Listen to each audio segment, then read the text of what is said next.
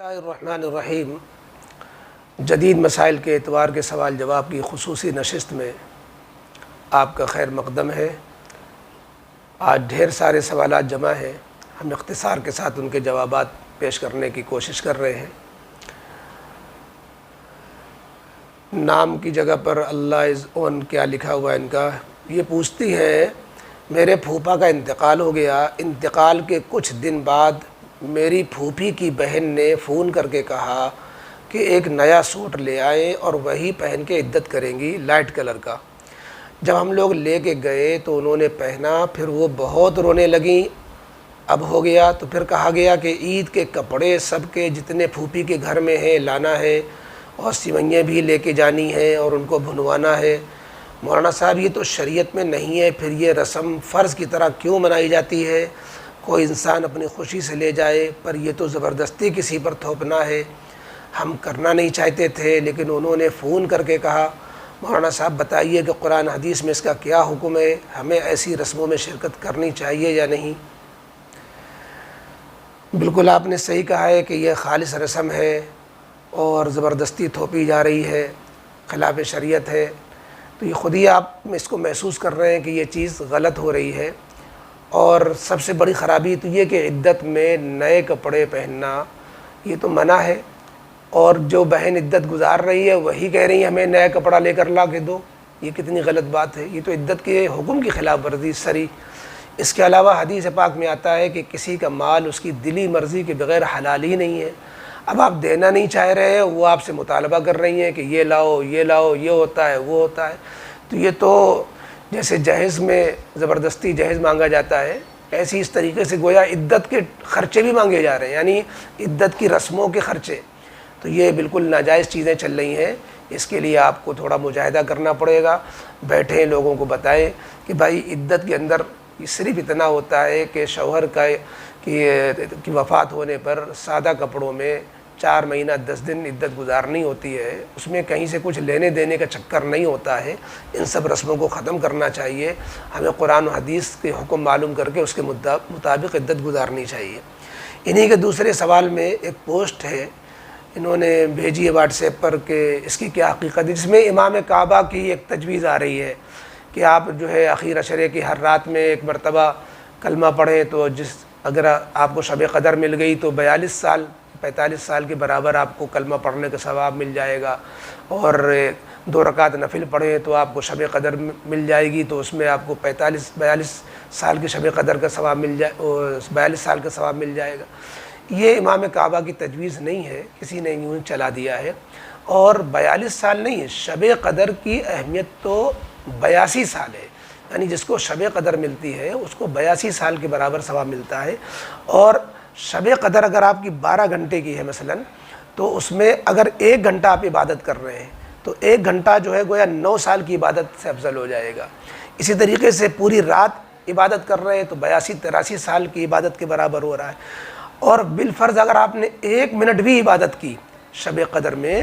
1 minute بھی عبادت کے ساتھ گزارا، تو وہ 1 منٹ 82 سال کے اعتبار سے آپ جوڑیں گے تو 55 دن کے برابر آپ کو عبادت کرنے کے برابر ثواب ملے گا، یعنی 1 سیکنڈ کی بھی بڑی قیمت ہے۔ شب قدر میں 1 سیکنڈ 22 گھنٹوں کی عبادت کے برابر ہے۔ تو یہ تو آپ اپنا حساب لگا لیں کہ ایک شب قدر کی قیمت 82 سال کے برابر، تو 1 گھنٹے کی کتنی قیمت ہے، اس کے اعمال کی کیا قیمت ہے۔ باقی اس طرح کی کوئی تجویز امام کعبہ کی ہو، یہ ہمارے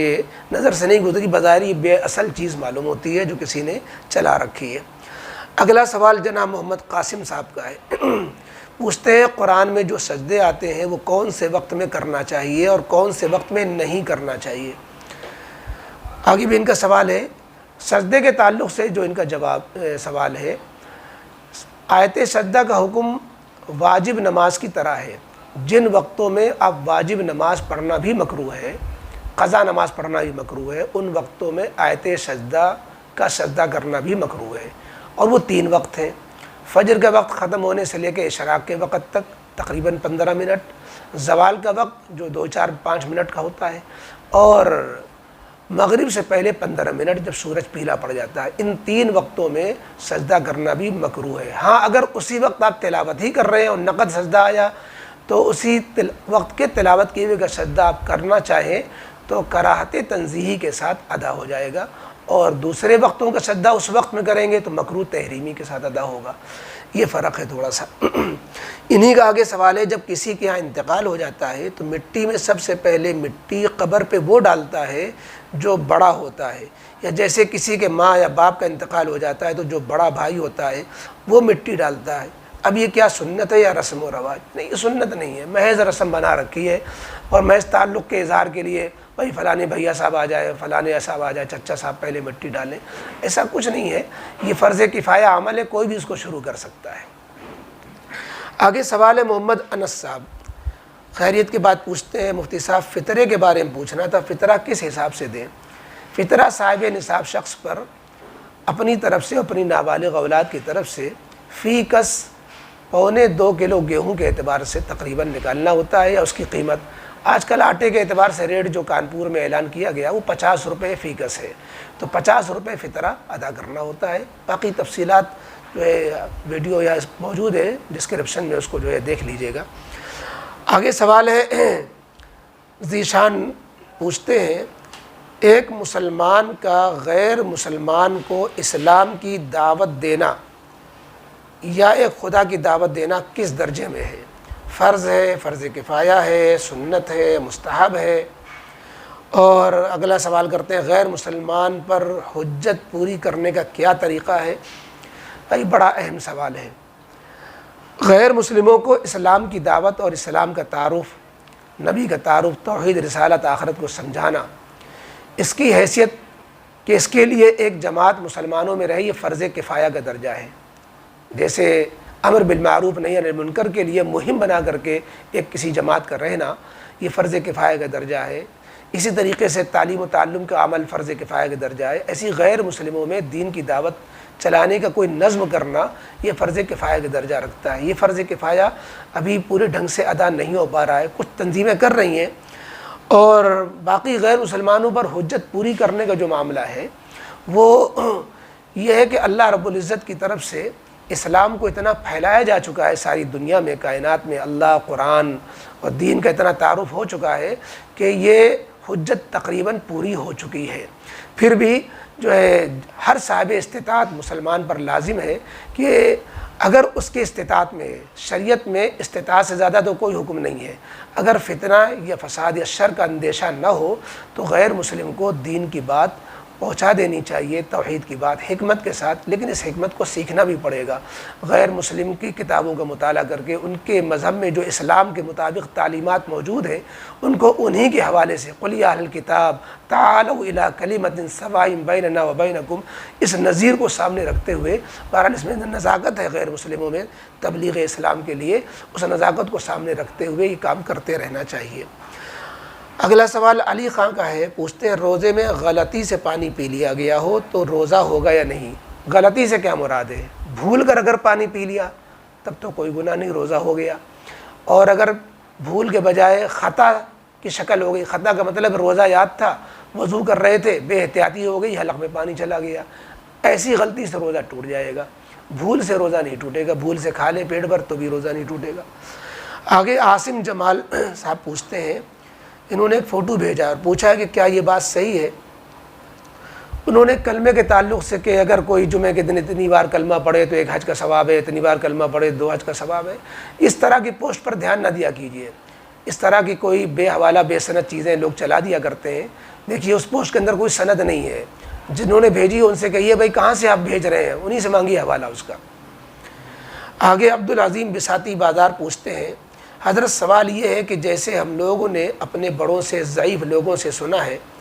کہ جو رمضان کے مہینے میں انتقال ہوتا ہے تو وہ بغیر حساب کتاب کے جنت میں جاتا ہے، حضرت اس میں رہنمائی فرمائیں، اس سے حساب کتاب نہیں ہوتا، وہ سیدھے جنت میں جاتا ہے، کیا یہ صحیح ہے؟ رمضان المبارک اور جمعہ میں انتقال کی فضیلت ہے، اور رمضان اور جمعہ کی برکت کا فائدہ ملتا ہے، لیکن یہ غیر مسلموں کو اس کا فائدہ نہیں ملتا، مسلمانوں کو ملتا ہے۔ اور جو مسلمان باعمل ہوتے ہیں ان کے بارے میں تو آتا ہے کہ ہمیشہ کے لیے یہ حساب کتاب قیامت تک کے لیے اٹھا لیا جاتا ہے، یا عذاب اٹھا لیا، اور جو گنہگار ہوتے ہیں تو ان سے جمعہ کو اور رمضان کو یہ حساب نہیں ہوتا ہے، یہ عذاب نہیں ہوتا ہے، ان سے موقوف کر دیا جاتا ہے، باقی اور دنوں میں ہوتا ہے، یعنی رمضان کے بعد ان سے حساب کتاب کا مرحلہ شروع ہوتا ہے۔ اور بھی تفصیلات ہیں، چونکہ اصل میں یہ جو بات فرمائی گئی ہے کہ رمضان اور جمعہ میں انتقال کی فضیلت کی، ضعیف حدیثوں میں ہے۔ ضعیف حدیثوں پر جو ہے امید تو کی جا سکتی ہے، لیکن یقین نہیں کیا جا سکتا کہ ضرور ایسا ہوتا ہے، لہٰذا اس بھروسے نہیں رہنا چاہیے کہ جمعہ میں مر گئے تو کام بن گیا اور رمضان میں انتقال ہو گئے تو کام بن گیا۔ تو بس یہ ہے کہ امید رکھی جاتی ہے کہ انشاءاللہ اللہ تعالیٰ کی طرف سے کچھ نہ کچھ فائدہ ان دنوں اور وقتوں کی برکت کا ہوگا۔ اگلا سوال ہے محمد سلمان صاحب پرانا کانپور، پوچھتے ہیں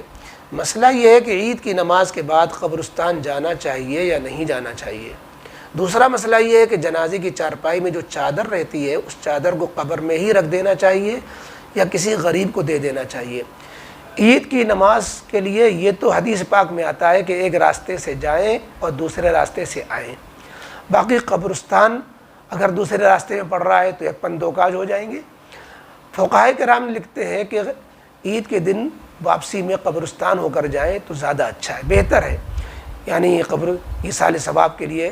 قبرستان ہوتے ہوئے آئیں، تو اس لیے بہتر تو یہی ہے کہ جب ایک راستے سے جا رہے ہیں دوسرے راستے سے آنا ہے تو دوسرا راستہ ایسا چنیں کہ اس میں قبرستان بھی پڑ جائے، تاکہ اہل قبور کو بھی کچھ ایصال ثواب ہو جائے، وہ بھی آپ کی گویا عید کی خوشیوں میں ان کو ایصال ثواب کی خوشی حاصل ہو جائے گی۔ آگے جو مسئلہ آپ نے پوچھا ہے، جنازے کی چارپائی کے اوپر جو چادر ڈالتے ہیں، جس سے چارپائی کے اوپر جو چادر پڑی ہوتی ہے اس کو لوگ جو ہے قبر میں بچھا دیتے ہیں یا جو ہے قبر کے اوپر چڑھا دیتے ہیں اور اس کو واپس نہیں لاتے۔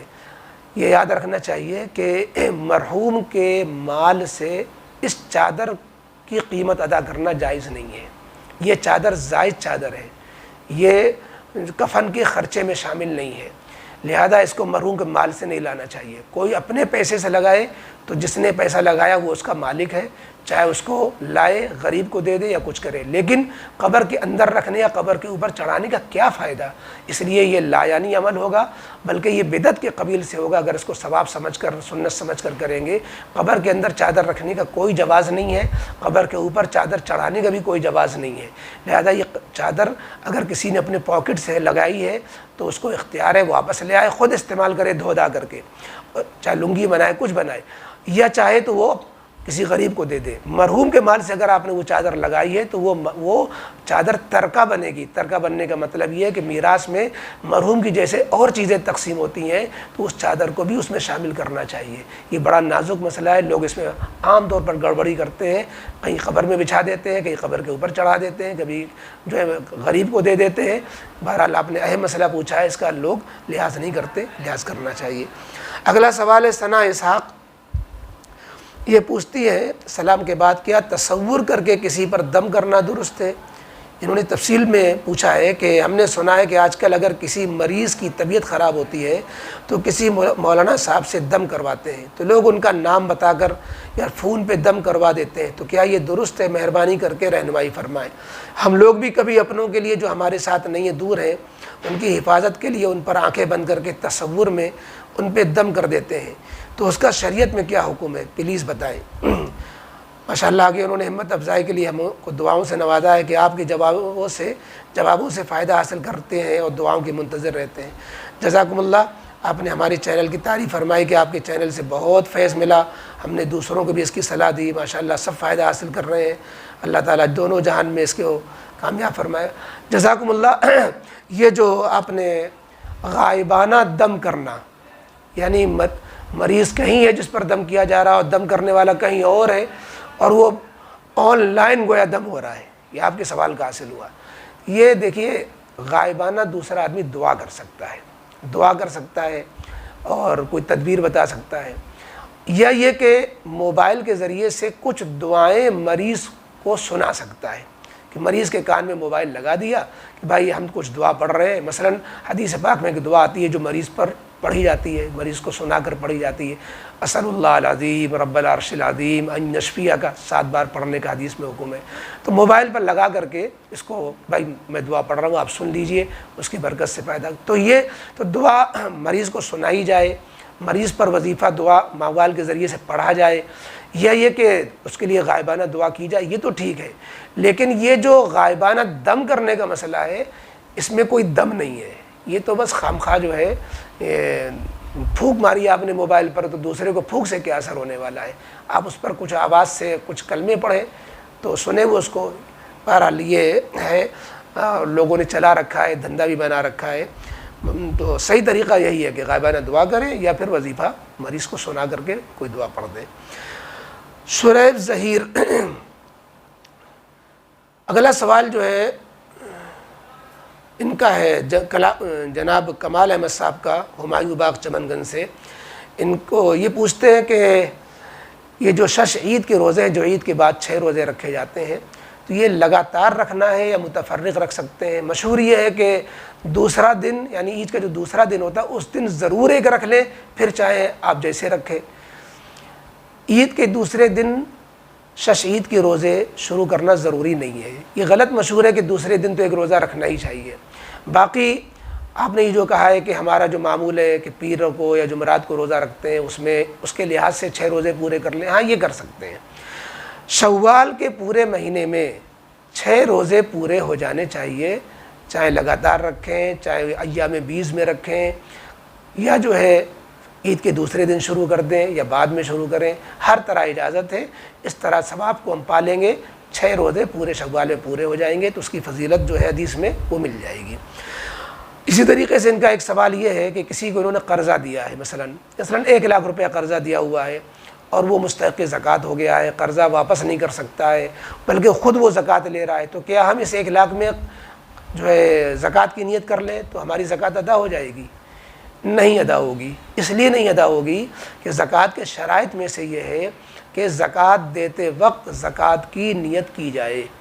آپ نے جو دیا تھا وہ تو قرضے کی نیت سے دیا تھا، اس وقت دیتے وقت تو آپ کی زکوٰۃ کی نیت تھی نہیں، تو اب زکوٰۃ کی نیت کرنے سے یہ نیت کا موقع نہیں رہا۔ لہذا اس کا طریقہ یہ ہوگا کہ آپ پھر سے اس غریب کو جو مستحق ہے، قرضہ والا بھی ہو گیا، وہ آپ کا 1 لاکھ کا مقروض بھی ہے، آپ اس کو 1,10,000 مثلا پھر سے دے دیں جو زکوٰۃ کی نیت سے دیں، اور جب اس کے ہاتھ میں پہنچ جائے تو آپ اس سے کہیں کہ بھائی یہ 1,10,000 ہم نے تمہیں دیے ہیں، تمہارے اوپر جو اور خرچے اس میں سے 1 لاکھ وہ بھی ہے جو تمہیں واپس کرنا ہے، میرا پیسہ واپس کر دو، تو آپ اس سے واپس اس طرح تو آپ کی اب زکوٰۃ ادا ہوگی اور اس کا قرضہ اس طرح ریٹرن آپ کو مل جائے گا، واپس ہو جائے گا۔ یہ آپ طریقہ کر سکتے ہیں۔ محمد حسان اگلا سوال کرتے ہیں، دعا دیتے ہیں، اس کے بعد کہتے ہیں کہ میرا سوال ہے کہ قنوت نازلہ جو مختلف کتابوں میں کئی طرق سے منقول ہے، کیا ان منقولہ قنوت نازلہ کے آخر میں اپنی طرف سے دیگر دعاؤں کا اضافہ کر سکتے ہیں؟ موقع کی مناسبت سے جس مقصد کے لیے قنوت نازلہ پڑھی جا رہی ہے اس مقصد کے الفاظ کو بھی بڑھا دیا جائے، جیسے کہیں وبا و بلا ہے، کرونا کا لفظ ہے، یا اسی طریقے سے کہیں پر جو ہے دہشت گردوں کا حملہ ہے فلسطین پر، جیسے آج کل کا مسئلہ چل رہا ہے، اس وقت قنوت نازلہ میں فلسطین کے مسلمانوں کا نام لے کر کے آپ کچھ جملے بڑھا دیں عربی میں، تو اس میں کوئی حرج نہیں ہے، اکابر سے بزرگوں سے یہ طریقہ چلا آ رہا ہے۔ شہزان احمد پوچھتے ہیں، اگلا سوال ہے، کیا ایک ہندو لڑکا جو اسلام قبول کرنے کے بعد میں غیر مسلم والد کے انتقال پر ان کی رسومات جیسے بال منڈوانا وغیرہ کو انجام کو دے سکتا ہے؟ نہیں، ہرگز نہیں۔ جب اسلام قبول کر لیا تو اسلام میں کفر کے شاعر کو، کفر کی علامتوں کو باقی رکھنے کی کوئی اجازت نہیں ہے۔ بیس الاسم الفسوق بعد الایمان، ایمان کے بعد اب تو گناہ کا نام لگنا بھی برا ہے۔ اگلا سوال ہے اظہر ارشاد صاحب، انہوں نے فوٹو بھیجا ہے اور پوچھا ہے کیا یہ حدیث صحیح ہے؟ اس حدیث میں یہ کہا گیا ہے، جو انہوں نے فوٹو بھیجا ہے اس میں، کہ جس کی بہت سی نمازیں قضا ہو گئی ہوں، قضاء عمری، اور تعداد بھی یاد نہ ہو، تو جمعۃ الوداع میں، جمعہ رمضان کے آخری جمعے میں 4 رکعت اس طرح پڑھ لے، پہلی رکعت میں یہ، دوسری رکعت میں یہ،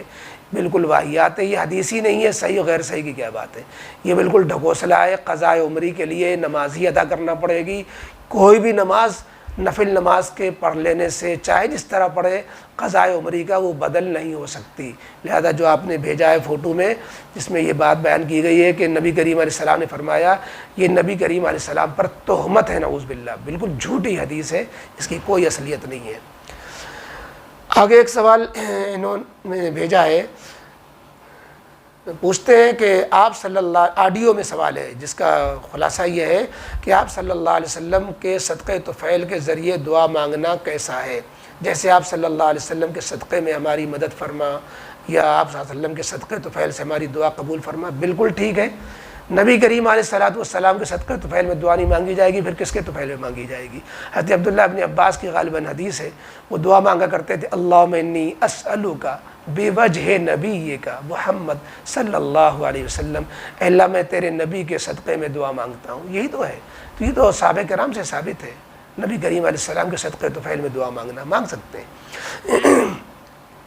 اگلا سوال جناب محمد امین خان ٹیکساس امریکہ سے سوال کرتے ہیں، کہتے ہیں مفتی صاحب میرے 2 سوال ہیں۔ ان کے سوال بڑے اہم ہوتے ہیں بھائی۔ پہلا سوال ہے، کیا تراویح کے دوران قرآن کو ہاتھ میں لے کر سننا جائز ہے؟ حالانکہ اس کا ایک فائدہ یہ ہوتا ہے کہ اگر کوئی حافظ پیچھے نہیں ہے تو کم سے کم وہ بھول جائے یا غلط ہونے پر لقمہ دے سکتے ہیں، اور اس کی وجہ سے ان کا پورا دھیان قرآن اور نماز میں لگا رہتا ہے، تو یکسوئی بھی حاصل ہوتی ہے۔ تو براہ کرم اس پر روشنی ڈالیں، یہ اکثر عرب لوگوں میں پایا جاتا ہے اور اسے دیکھ کر ہندوستان کے بھائی بھی کرتے ہیں، تو کیا یہ طریقہ صحیح ہے؟ جواب یہ ہے کہ یہ مسئلہ اصل میں اختلافی ہے، حنفی مسلک میں اس کی گنجائش نہیں ہے۔ امام حنیفہ رحمۃ اللہ علیہ کہتے ہیں یہ خارج سے لقمہ لینے کے مشابہ ہے، قرآن ہاتھ میں لے کے پڑھنا، یا ایسا جیسے کوئی آدمی باہر سے لقمہ دے، تو باہر سے والے کا لقمہ نماز والے کا لینا صحیح نہیں ہوتا ہے، اور اس میں عمل کثیر بھی پایا جاتا ہے۔ آپ جو ہے پلٹیں گے، اس کو ہلائیں گے، دونوں ہاتھ لگائیں گے، تو قرآن کا اٹھائے رہنا، تو یہ نماز کے خشوع خضوع آپ کہہ رہے ہیں، اس سے خشوع خضوع پیدا ہوگا، ادھر سارا دھیان تو ادھر ہی ہو جائے گا، باقی ارکان کی طرف توجہ ہی نہیں ہوگی، عمل کثیر لازم آئے گا۔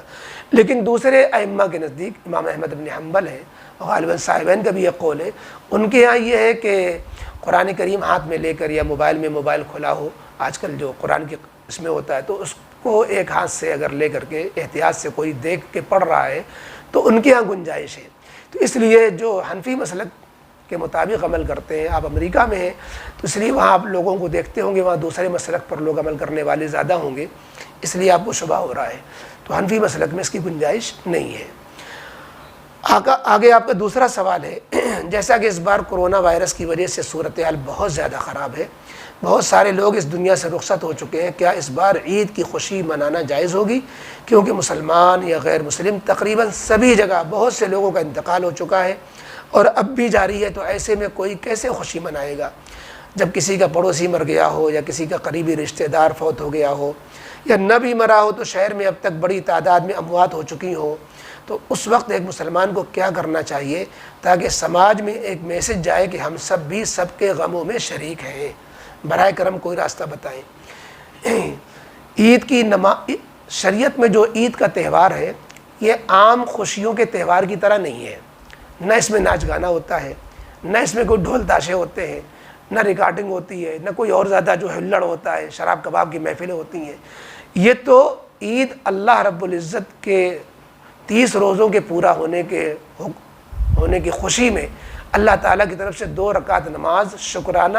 نئے کپڑوں کے ساتھ کہ اللہ نے ہمیں یہ عمل پورا کرایا، اس کی خوشی کا، تو اس لیے دونوں میں کوئی تضاد نہیں ہے۔ ہم ایک طرف ان کے لیے ایصال ثواب کریں گے، عید کی نماز پڑھ کر کے ان کے لیے دعائے مغفرت کریں گے، ان کے گھروں پر جائیں گے، تسلی دیں گے ایک دوسرے کو، اور دوسری طرف عید کی سنتیں بھی ادا کریں گے، نماز بھی پڑھیں گے، اچھے کپڑے بھی پہنیں گے، خوشبو بھی لگائیں گے، جو بھی عید کی سنتیں ہیں۔ اس لیے یہ عید کا تہوار چونکہ شریعت میں ایسا منفرد تہوار ہے کہ اگر گھر میں مٹی بھی ہو تو بھی ہمیں عید کی نماز تو پڑھنا ہی پڑھنا ہے، عید کی سنتیں پھر بھی ادا کرنا ہے، اور ساتھ میں جو ہے غم بھی منانا ہے۔ تو اس لیے جو آپ نے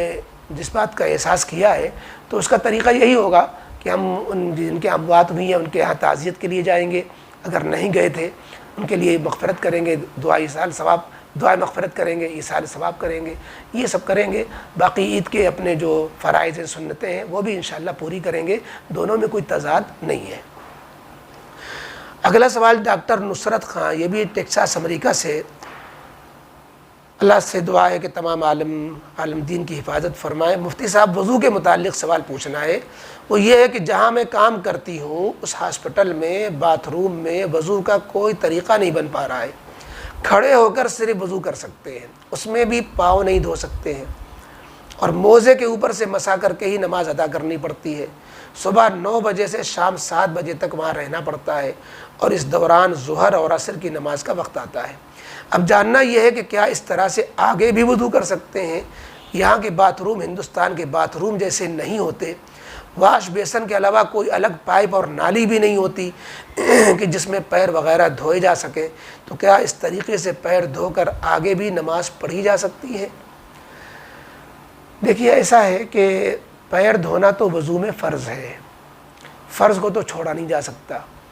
اور سوتی موزے جو عام طور پر چلتے ہیں، اونی موزے، ان پر مسح کی بھی گنجائش نہیں ہے شریعت میں۔ تو اس کے 2 ہی طریقے ہیں۔ ایک طریقہ تو یہ ہے کہ آپ معمولی سا کوئی چمڑے کا موزہ استعمال کریں جو ڈیوٹی کے دوران آپ پہن کر جایا کریں، اور شام کو گھر پہ آ کر کے بس یہ ہے کہ آپ باوضو پہن کر جو جوتا پہنے، موزہ پہنے چمڑے کا، وہ باوضو پہنے، وضو بنا کر کے پہنے، اور شام کو آ کر کے اس کو اتار لیا کریں، تو اس موزے پر آپ کا مسح جائز ہو جائے گا۔ تو یہ ایک شکل تو ہو سکتی ہے۔ دوسرے یہ کہ آپ جو ہے بیت الخلاء وغیرہ جہاں بند دروازے ہوں وہاں پر پیر پہلے دھو لیں اور باہر باقی پورا وضو کھڑے ہو کے کریں۔ اس طرح کے کوئی آپ کو شکل، اس لیے کہ پیر کا دھونا جو فرض ہے اس کو تو نظر انداز نہیں کیا جا سکتا ہے، اس لیے اس میں اور گنجائش تو نظر نہیں آ رہی ہے۔ اگلا سوال اخت عزیز کا، اخت عزیر ہے، پوچھتی ہیں پیر ذوالفقار نقشبندی دامت برکاتہم جو توبہ کے کلمات پڑھاتے ہیں، تو کیا اس کو پڑھنے کے بعد کوئی رولز فالو کرنے کی ضرورت ہے جو وہ کہتے ہیں، یا صرف پڑھ لیں تو کیسا ہے؟ وہ کلمات پڑھ کر لوگ ان سے بیعت ہوتے ہیں، تو کیا اس کے بعد جو رولز بتائیں وہ فالو کرنے کی کوشش کریں؟ لیکن اگر کبھی نہ ہو پائے تو پھر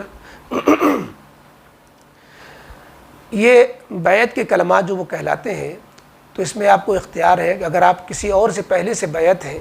تو آپ اپنے پیر سے ہی رابطہ رکھیں اور انہی سے ہی ان کے بتائے ہوئے معمول کو پورا کریں۔ برکت کے لیے ان کے بھی کلمات میں شامل ہو جائے، کوئی حرج نہیں ہے۔ اور اگر آپ پہلے سے کسی سے بیعت نہیں ہے اور آپ کا ارادہ ہے کسی سے بیعت ہونے کا، اور آپ نے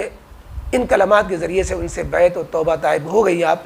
تو پھر ایسی صورت میں ان کے بتائے ہوئے کلمات کو اپنے عمل میں لانا چاہیے، چونکہ جو ہے آپ اور کسی سے آپ کا اصلاحی تعلق نہیں ہے، تو اس کو اصلاحی کی کوشش اور قدم، اور پھر ان سے رابطہ بھی رکھنا چاہیے جن سے آپ بیعت ہیں۔ تو پیر ذوالفقار صاحب سے جو معمولات انہوں نے موٹے موٹے بتائے ہیں اس کو شروع کر دے، کوئی حرج نہیں ہے۔ انہی کا ایک سوال ہے کہ ان کے خواب میں وہ کل آئے تھے، یعنی پیر ذوالفقار صاحب، اور انہوں نے توبہ کے کلمات پڑھائے تھے، پھر سمجھایا اور پھر قرآن حفظ کرانے لگے، تو اس کا کوئی مطلب ہے یا پھر ایسے ہی خواب آ گیا؟ بس اس کا مطلب یہی ہے کہ اللہ تعالیٰ کی طرف سے آپ کے لیے گویا یہ کسی اللہ والوں کی توجہ شامل حال ہے، تو آپ بھی اللہ کا شکر ادا کریں کہ اللہ تعالیٰ نے آپ کو اچھا خواب دکھایا، خواب میں آپ کو تلقین کری، تو اس خواب کے مطابق آپ جو خواب قرآن و حدیث کے خلاف نہ ہو اور اس میں کوئی اچھی بات بتائی جا رہی ہو، اس پر عمل کرنے میں کوئی حرج نہیں ہے۔ حمدان شاہد سوال کرتے ہیں کہ الاقصی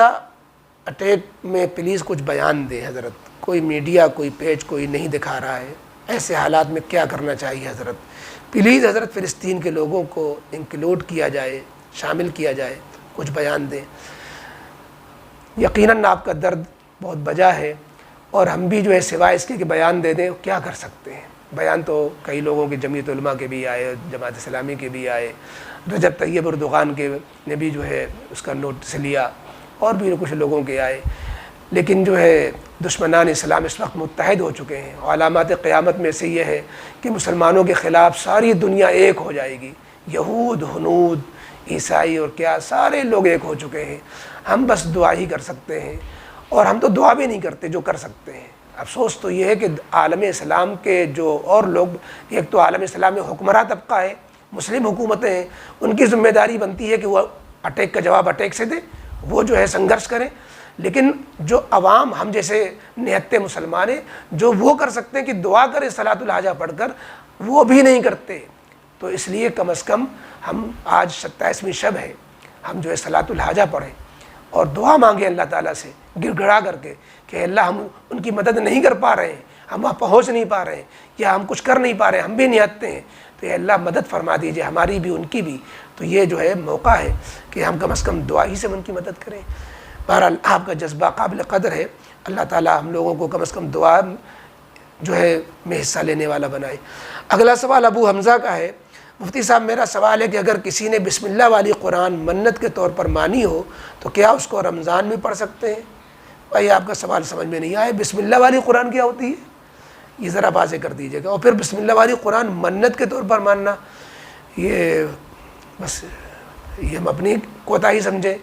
کہ جو ہے ہم آپ کا سوال سمجھ نہیں پا رہے ہیں۔ راشد علی ارئی کہتے ہیں سوال ہے کہ کتا پالنا کیسا ہے؟ حالانکہ کتا بہت وفادار جانور ہے، اس کو پال سکتے ہیں کہ نہیں؟ پال نہ سکنے کی وجہ کیا ہے؟ مفتی صاحب اس کو پوری طرح واضح فرما دیں۔ چلیے کوئی کتا کا ہمدرد تو سامنے آیا جو کتے کا فیور کر رہا ہے۔ بھائی کتے کے اندر ہزار خوبیاں، لیکن اس کے اندر جو ایک خرابی ہوتی ہے کہ وہ اپنے قوم کا بے وفا ہوتا ہے۔ آپ نے بڑی شوق سے کوئی کتا پالا ہوا ہو، اگر وہ کھا رہا ہے دوسرا کتا چھوڑ دیجیے جو اس کے پاس اس کے پیالے میں جا کے کھانے لگ جائے، پھر دیکھیے کیا ہوتا ہے۔ تو کتا جو ہے اس کے اندر ہمدردی نہیں ہے، دو بکریاں ایک ساتھ کھا لیں گی، چند بھینسیں ایک ساتھ کھا لیں گی، لیکن دو کتے آپ نے ایک ساتھ ہمدردی کے ساتھ کھا رہے ہوں، خاموشی کے ساتھ، آپ نے ایسا شاید نہ دیکھا ہوگا ہی۔ اور چاہے پورا مرا ہوا بھینس پوری مری ہوئی پڑی ہے، اس میں جو ہے 50 کتے کھا سکتے ہیں، سب کا پیٹ بھر جائے گا، لیکن ایک کتا جو پہلے سے کھا رہا ہے، دوسرا کتا اگر آئے گا تو اس کو جو ہے اس میں منہ نہیں لگانے دے گا، فوراً لڑ پڑے گا۔ یہ جو خصلت اس کے اندر ہے یہ اتنی خطرناک ہے کہ ساری خوبیوں پہ پانی پھیر دیتی ہے۔ بہرحال ہمیں حکمتوں میں نہیں جانا ہے، حکم شریعت کا یہ ہے کہ شوقیہ کتا نہیں پال سکتے۔ ہاں حفاظت کی ضرورت سے، کھیت کھلیان کی حفاظت ہے، شکار کرنے کی ضرورت ہے، جو سدایا ہوا کتا ہوتا ہے شکار کے لیے جو شرائط ہوتے ہیں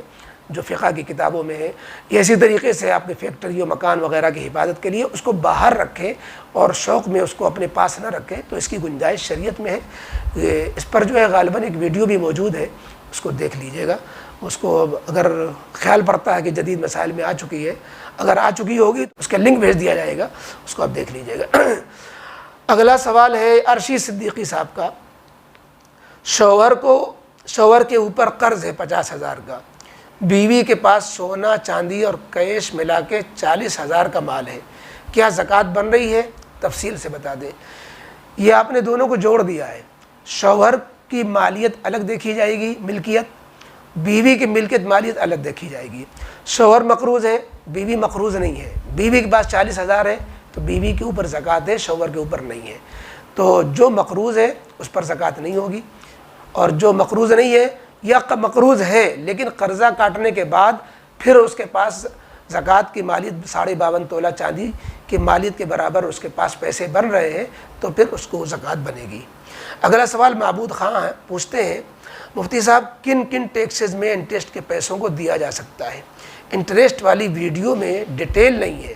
آپ ڈیٹیل میں وضاحت فرما دیں۔ ڈیٹیل نہیں، اس کا ایک اصول بتا دیا گیا ہے کہ اگر حکومت کی طرف سے آپ کے ذمے کچھ ایسے جو ہے مطالبات آ گئے ہیں جو شرعی اعتبار سے نہ ہونے چاہیے، جیسے آپ جو ہے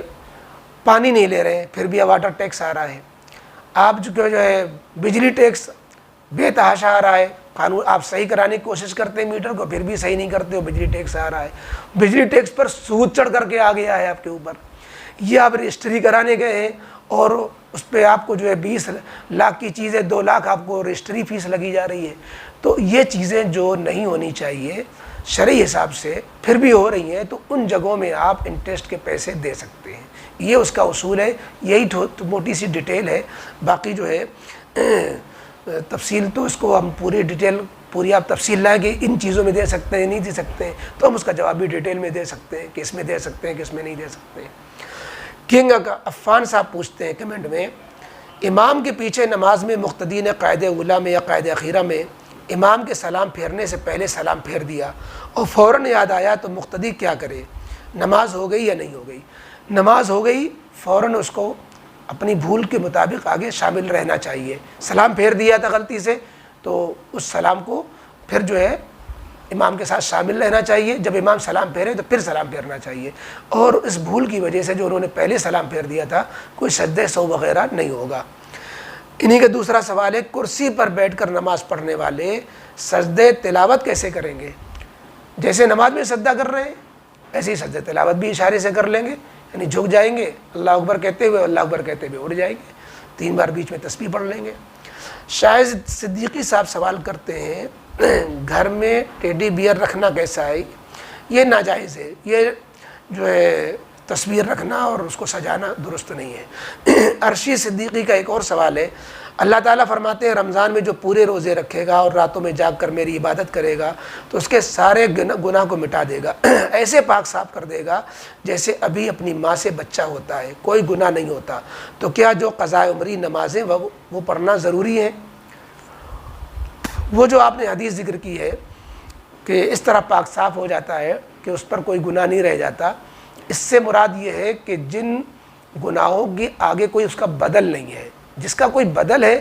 تو وہ تو دینا ہی پڑے گا۔ اب کسی کا آپ نے پیسے لے رکھے ہیں، کسی کا قرضہ لے رکھا ہے، کسی کا حق دبا رکھا ہے، اور آپ نے کہا کہ چلو رمضان کے روزے رکھ لیے، حج کر لیا، سارے گناہ معاف ہو گئے، تو اب قرضہ بھی نہیں دیں گے، اس کا حق بھی نہیں ادا کریں گے۔ تو جن چیزوں کا کوئی بدل ہے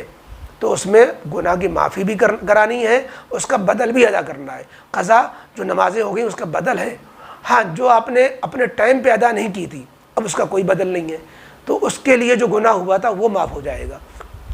کیونکہ آپ ٹائم تو وہ لا نہیں سکتے جو ٹائم گزر گیا۔ اگلا سوال سلمان انصاری صاحب کا ہے، کیا شرط کے پیسوں سے خریدی ہوئی چیز حرام ہے حلال؟ شرط سے مراد اگر سٹا یا جوا ہے تو اس کو جس سے لیا ہے اسی کو واپس کرنا ہے، اس سے کوئی اپنے استعمال میں نہیں لا سکتے، کوئی چیز نہیں خرید سکتے اس سے، جہاں سے جیت کر لائے انہیں کو واپس کریں، آئندہ توبہ کریں۔ مصعب راجہ پوچھتے ہیں عورتوں کا رمضان میں اعتکاف میں بیٹھنے کا کیا مسئلہ ہے؟ اس پر جو ہے ویڈیو ابھی چند دن پہلے آئی ہے، اب اس کا لنک نیچے آ جائے گا، اس کو آپ دیکھ لیجئے گا۔ حارث علی پوچھتے ہیں میرا سوال یہ ہے اگر کوئی شخص نماز کے لیے نیت کرتے وقت غلط نیت کر جائے، فرض کی جگہ سنت یا عصر کی جگہ مغرب کہہ کر نیت باندھ لے اور پھر یاد آئے کہ نیت غلط کر لی تھی، اس کے لیے کیا مسئلہ ہے؟ زبان سے نیت میں الٹ پھیر ہو جائے تو اس کا اعتبار نہیں ہے، دل میں جو آپ کی چیز تھی اس کا اعتبار ہے۔ مثلا دل میں آپ کی یہ تھا کہ ہم ظہر کی نماز پڑھنے جا رہے ہیں، ظہر کے لیے وضو کیا، ظہر کی نیت آپ نے دل میں یہ کہ ظہر پڑھ رہے ہیں، اور زبان سے نکل گیا عصر، تو پھر زبان سے جو نکلا وہ اس کا اعتبار نہیں ہوگا، تو آپ نے جو نیت دل میں رکھے ہوئے تھے وہی معتبر ہوگی، اور اگر آپ کے دل میں ہی غلط نیت ہو گئی تھی تو پھر آپ کو جو ہے نیت توڑ کر کے دوبارہ نیت باندھنی ہوگی۔ اگلا سوال کمنٹ پر اسماعیل صاحب کا ہے، کہتے ہیں میرا سوال ہے آج کل جو کرونا وبا پھیلی ہوئی ہے اس میں تبلیغی جماعت کا ایک شہر سے دوسرے شہر، ایک گاؤں سے دوسرے گاؤں، ایک محلے سے دوسرے محلے، ایک مسجد سے دوسری مسجد جانا کیسا ہے؟ کیا ایسے وقت میں تبلیغی جماعت کا نکلنا ضروری ہے؟ بھائی یہ سوال تو آپ انہی کے ذمہ داروں سے کریں، ہم تو یہ کہیں گے کہ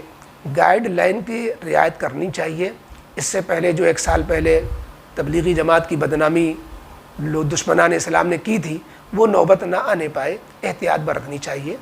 اور باقی جو احتیاط کے ساتھ ہمیں اپنا یہ کام بھی کرنا ہے، امر بالمعروف نہی عن المنکر اپنے گھروں میں رہ کے بھی کرنا ہے، اپنے محلے میں رہ کے بھی کرنا ہے، اس کے لیے خروج ضروری نہیں ہے، اس لیے جو ہے اپنے گھر والوں اپنے محلے والوں کو زیادہ فوکس کرنا چاہیے خصوصاً ان حالات میں۔ دوسرا سوال، کیا مسجد میں تراویح کے لیے پہلے اپنی جگہ کو روکنا صحیح ہے اور پورا مہینہ ایک جگہ ریزرو کر لینا، اگر کوئی دوسرا بیٹھ جائے تو ناراض ہونا، یہ کہاں تک صحیح ہے؟